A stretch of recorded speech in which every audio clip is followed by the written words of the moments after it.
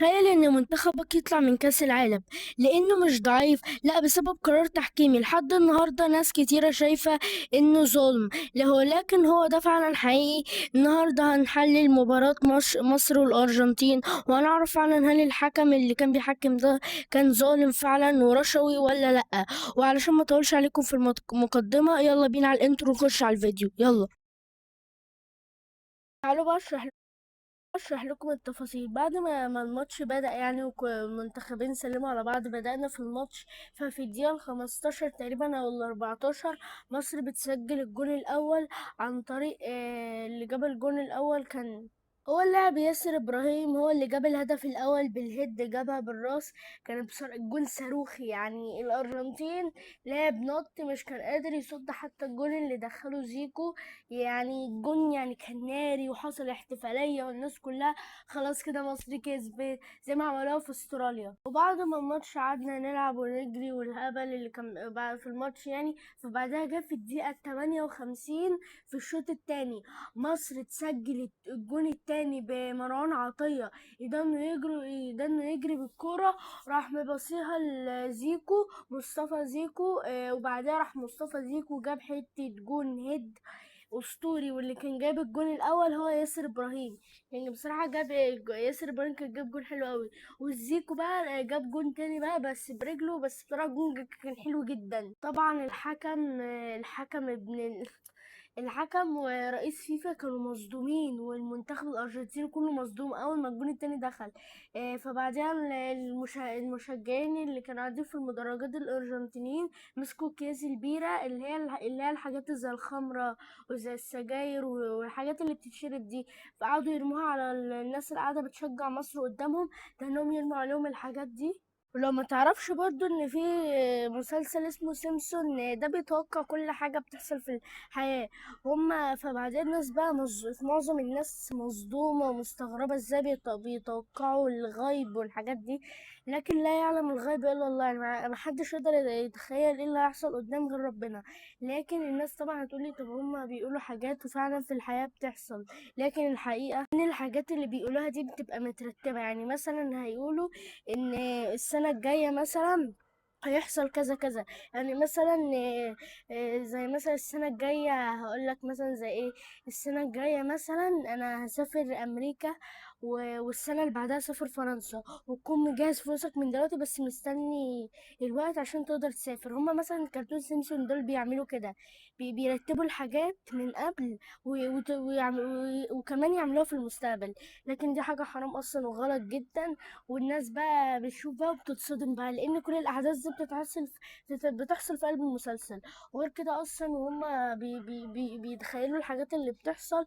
تخيلوا نتيجة ماتش بتاع مصر والدولة المستفزة دي الأرجنتين. توقع النتيجة هتكون 3-1، وفي الآخر النتيجة طلعت 3-2.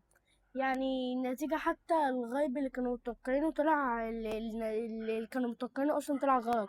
وغير كده توقعوا كمان إن مصر هتاخد كأس العالم. دي الأخبار اللي أنا سمعتها، أنا معرفش هي صح ولا غلط، بس أنا جايلها لكم يعني وجهة نظري. حاسس إن ده هبدأ أو AI أو حاجات زي كده. بس توقع برضو مصر هتاخد كأس العالم، في الآخر ما خدتوش، طلعت من دور ال16. بس دي حاجة عظيمة جدا لمصر من 1930 لحد دلوقتي وصلت للدور ال16 أول مرة في التاريخ. حاجة عظيمة جدا. ولو انت زعلان ان مصر فشلت فانت ارفع راسك، لان وصلنا للدور ال16 زي امريكا والمكسيك وكندا والدول قوية جدا. احنا وصلنا زيهم، وان شاء الله كمان 4 سنين ان شاء الله يعني ناخد كاس العالم. وبعدين نرجع للموضوع بتاعنا. في الدقيقة 67 مصر تجيب حتة جون صاروخي.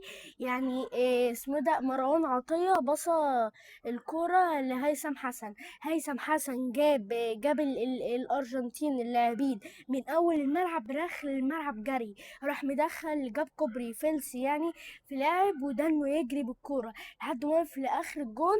راح مباصيها اعتقد تقريبا لمحمد صلاح. محمد صلاح راح يدخلها جول، كانت عامله زي الجون اللي قبليه. والجون بقى والناس اتصدموا. فبعدها ان اصلا الارجنتين مرتبه ان كده كده اصلا الارجنتين هتاخد كاس العالم. هما الصهاينه اللي متحكمين في العالم كله. لان الصهاينه دلوقتي هما كلهم الغرب كلهم هما المتحكمين في العالم. دي حاجة وحشة طبعا، مش عارف ازاي والله. المفروض المسلمين زمان هم اللي كانوا متحكمين في العالم، لكن دلوقتي العرب. فخلينا بس في موضوعنا. هم بعد ما شافوا نتيجة الماتش بقى، راح الحكم ده اتلك. وبعدها راح اتصدم بقى. يا لهوي، مصر بتدخل الجون التالت!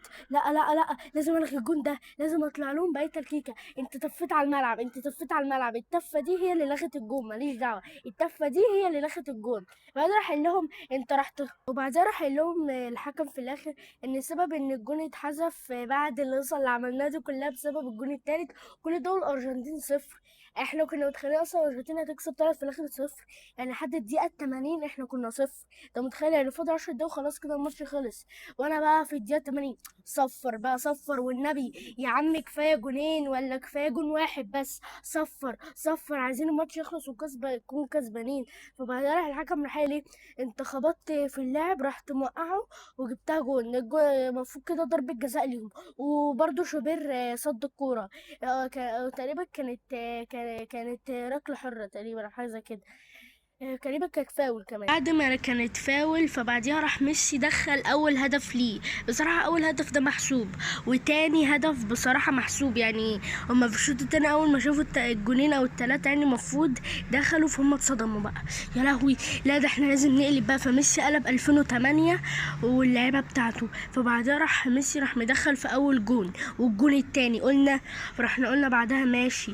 لقينا الجون التالت ده مش كان محسوب للارجنتين، لان هما لغولنا الجون بتاعنا التالت لان خبطنا في لعب ميسي. فدي يا عم ماشي مشيها، بس برضو مش مسامحين فيها، لان دي اصلا ما تعتبرش، لان دي بتحصل في اي كوره. وكمان مش لمسوا، وكان طول الماتش نازلين ضرب فينا. الارجنتين كانت نازله تكسيح وضرب وخبط فينا، واحنا كنا ساكتين ومش كنا بناخد كروت عليها، ومش كنا بنقدر نديلهم الضرب. وغير التالت بقى بتاع الارجنتين اللي مش محسوب، لان ميسي هو بيلف او تقريبا لاعب برضو تبع الارجنتين، لان مش عارف اساميهم معفنه وصعبه جدا. فبعدها اللاعب الارجنتيني ده وهو بيعدي راح مكسح محمد صلاح، راح خابط محمد صلاح في رجله. يعني الخبطه قدامكم هي في المونتاج، اتقلب على وشه. يعني الخبطه كانت شديده جدا ومحمد صلاح اتقلب. راح اللاعب لفها وطلع جري بيها الجون وراح جابها جون. والحكم كان شايف ده، بس هو قدامه بقى انا اباجوره. الحكم كان قدام المشهد اللي بيحصل ده انا اباجوره، ما عملش حاجه. يعني ما فيش اي كروت. طب واحنا انت حذفت لنا الجون التالت، ما هما دي اتردت لنا اللي انت عملتها معانا، اتردد لهم. فين بقى الحق بقى؟ فين؟ انت كده ظالم جدا. غير كده دلوقتي بقى هقول لكم ان النتيجة بتاعت الماتش كانت 6-2. هتقول لي ايه الرقم ده يا عم 6-2 ليه؟ هقول لكم. بصوا، احنا كان لينا ضربتين جزاء، بالصلاة على النبي، ضربتين جزاء اتظلمنا فيهم وما خدناهمش. وغير كده الجون التالت بتاعنا اللي ما يعتبرش اصلا يتحذف، لان الجون ما فيهوش حاجة والجون مرتب، ويعني حرام يتحذف كده. بالصلاة على النبي بقت 5 الجون التالت، وادي الرابع والخامس كنا ممكن نكسب ضربات الجزاء، لان اللاعب الحارس الارجنتيني ده اصلا فرفور، واحنا دخلنا فيه جونين اصلا، قصدي 3 كمان. لاعب فرفور اصلا، يعني حارس ملوش في الصد اصلا. فبعدها بعد ما دخلنا كنا هنكسب ضربتين الجزاء، لو كنا حتى تعادل كنا برضو هنكسب، لان شوبير قدها وصد اول ضربة جزاء كانت لميسي.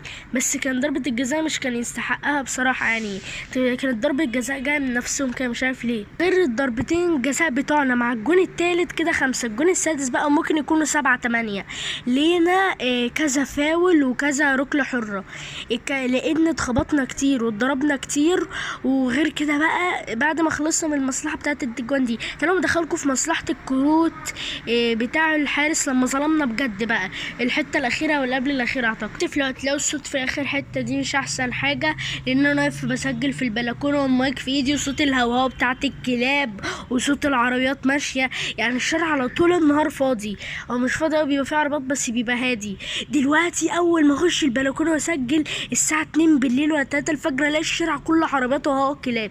طب ليه؟ على حظ انا. بعدين يعني يلا نيجي للظلم الاسطوري اللي اتعمل معانا. اول حاجه احنا كنا في الماتش، فبعدها من الكابتن حسام حسن مدرب المنتخب المصري شاف كميه الظلم اللي بتحصل في الماتش المش طبيعيه، لان هما مرتبين الارجنتين كده هتاخد كاس العالم. صوت التريلا اللي جنب دي. مرتبين الارجنتين كده هتاخد كاس العالم، لان دي اخر سنه لميسي. ميسي، ربنا ياخده ابن. فبعدها ايه مرتبين ميسي ياخد كاس العالم. فبعدها ايه هما عايزين يقللوها باي طريقه، فمش عايزيننا نكسب. فبعدها راحوا عاملين ايه، فقعدوا يحوروا فينا، انتوا دفعتوا قدوا كده. فبعدها ايه كابتن حسام حسن راح عامل حركه الاكس. حركه الاكس دي بتتعمل اللي هي لا للعنصريه، اللي هو مثلا دي اول مره تتعمل في تاريخ فيفا. اول حد في تاريخ فيفا في تاريخ كاس العالم من 1930 يعملها في الماتش. دي معناها اللي هي للعنصريه، او حد مثلا شتم حد او ضرب حد او شتم حد بلفظ وحش او ظلم او حاجه زي كده. فبعدها راح كابتن حسام حسن راح عمل علامه الاكس. فالحكم بقى ايه، بدل ما يتكلم معاه يقول له ايه اللي حصل فهمني، راح مديله كارت اصفر. لا اصل معلش الكارت الاحمر اللي معاه خلص، فانا قلت اديك اصفر، بقى كارتين اصفر بس معايا مش عارفه اديهم لمين، فقلت اديك كارتين اصفر مش كارت اصفر واحد. الحسام بقى كان على اعصابه، كان عايز يطلع عينه، كان على اعصابه عايز يمسك الحكم يكتفه. فبعدين ايه محمد صلاح من غير سبب في ربنا في الماتش راح الحكم راح مطلع له كارت اصفر. اسمه ده اسمه محمد هاني راح باصص للحكم كارت اصفر. اللي هو الحكم انت بصتك مش عجباني بصراحة كده، يعني بصتك انت شكلك مش عاجبني، يلا خد كارت اصفر. مروان عطية وزيزو وزيكو وعمر مرموش راح الحكم ابن راح مديهم هم ادى للفرقة كلها ال11 لاعب ولا اكتر من 11 لاعب كمان اداهم كارت اصفر. يعني ده ايه ده يا عم، ايه ده؟ هو انت علشان الكروت الحمراء اللي معاك خلصت فتطلع لنا اصفر؟ ما كنت تطلع لنا احمر ارحم. فبعدها ايه راح مطلع لكل لاعب اصفر. شكلك مش عاجبني كارت اصفر، بصتك مش عاجباني كارت اصفر. امال لو كانوا مسكوك ضربوكوا مسكوا المايك المستفز اللي انت لابسه ده كانوا كسروه، كنت هتعمل ايه؟ كنت تطلع لهم سبع كروت خضراء. خلي بالكوا برضو ميسي يعني هو داعم للصهاينه، داعم لاسرائيل اللي ما يتسموش داعم لهم ميسي، لان انا كنت بعشقه بس بعد ما عرفت ده كله مش طايق اشوف وش ميسي اصلا. وكمان يعني كمان نسيت اقول لكم برضو المشجعين اللي كانوا بيشجعوا في الماتش راحوا منزلين علم اللي ما يتسموش، راحوا منزلينه كده عشان يغزوا المصريين. لكم بقى السبب اللي خلى مصر تخسر في الماتش. اول حاجه ان سبب مصر خسرت في الماتش اللي كابتن حسام حسن طبعا كتير جدا مننا عارف اللي هو رفع علم فلسطين في قلب الماتش. هو رفع علم فلسطين كان من المحبه يعني وكده، وده السبب اصلا اللي خسرنا الماتش. بس ما حاجه حلوه جدا اللي هو يرفع علم فلسطين يعني، بس وده كمان السبب اللي خسرنا في الماتش. وهما كده اصلا يعني فيفا كارهه مصر. طب ما ده انتوا كارهينها يعني، والله يكون في عون رونالدو. يعني انا جاي اشجعه بعد ما اعتزل دوليا ومن كاس العالم، يعني مش عارفه انا ايه اللي خلاني جاي اشجعه في الاخر. وغير كده اصلا يعني رونالدو ده انه 20 سنه يتذل في قلب الظلم ده كله، وفي النهايه عرفت ليه مصر ما خدتش كاس العالم وكميه دول ما خدوش كاس العالم ورونالدو ما خدش كاس العالم. وميسي خد كاس العالم يعتبر مرتين، لان ميسي خلاص هم تقريبا مرتبين يا اما فرنسا يا اما حاجه من الاثنين، يعني هو خلاص دي النهايه حاجه من الاثنين، يا اما فرنسا يا اما الارجنتين هم اللي ياخدوا كاس العالم. واسمع مني اشوف النهايه فرنسا والارجنتين هم اللي ياخدوا كاس العالم، حاجه من الاثنين، او ممكن هم الاثنين يلعبوا بعض. فهتشوف في النهاية برضه يعني في النهائي وربنا ياخدهم كلهم الصهاينة لان هم المتحكمين فينا، مش فاهم انا ليه كده. ودي نهاية الفيديو، انتظروا الفيديو الجاي هيكون جامد جدا. الفيديو ده انا طولته لكم، حكيت لكم قصة من الصفر للنهاية. انتظروا الفيديو الجاي. انا كنت لكم الفيديو الجاي هيكون طويل 20 دقيقة، هو فعلا هيكون 20 دقيقة ممكن اقل او اكتر كمان، بس هيكون مدته جامدة قوي ممتع وفيلم كده، حاسس انت قاعد بتتفرج على مسلسل او فيلم. وانتظروا الفيديو الجاي. بس انا حبيت انزلكم فيديو ده على السريع عشان احكي لكم القصه اللي بتحصل حوالينا والظلم اللي احنا فيه. وانتظروا الفيديو الجاي وسلام. وصلوا على النبي النهارده الجمعه، والرسول صليتوا على النبي ونزلتوا وصليتوا في الجامع بس الجمعه ولا لا. وسلام.